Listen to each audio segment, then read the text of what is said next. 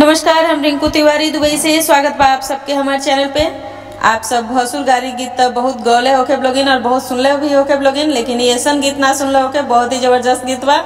और आपके यहाँ जब भी भसुर आई तो ये गीत जरूर आप सब बजाई। और अगर चैनल के सब्सक्राइब नहीं किए लेते कृपया आप सब चैनल के सब्सक्राइब करें कि जब भी हम गाना अपलोड करें तो सबसे पहले नोटिफिकेशन आप सबके मिले।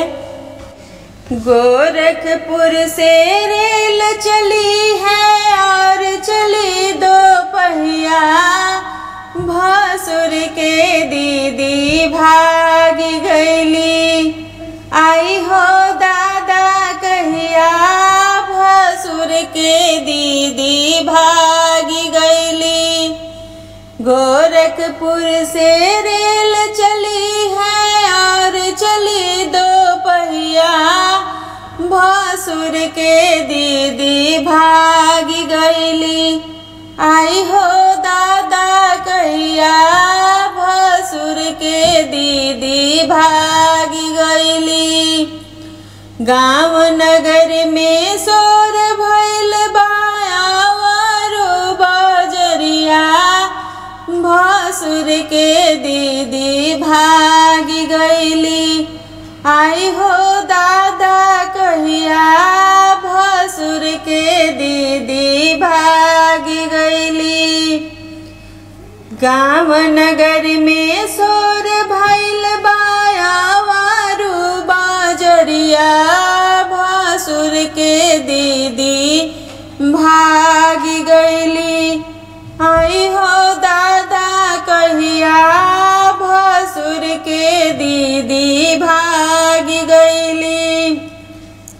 मुंशी से दरोगा खोजे आवारो सिपहिया, भसुर के दीदी भागी गईली, आई हो दादा कहिया, भसुर के दीदी भागी गईली। मुंशी से दरोगा खोजे आवारो सिपहिया, भसुर के दीदी भागी गईली, आई हो दादा कहिया, भसुर के दीदी भागी गईली। मड़वा बीचे भसुर रोवे पटके पगरिया, बहिनिया हमरे भागी गईली, अब का करे दैया, बहिनिया हमरे भागी गईली।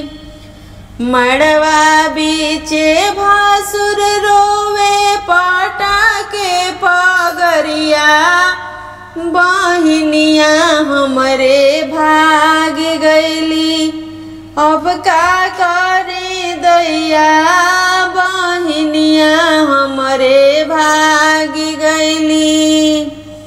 भैया हमरे बड़ी रंगीला खोजले महलिया, भसुर के दीदी पाई गईले, बाबू के बगलिया, भसुर के दीदी पाई गईले।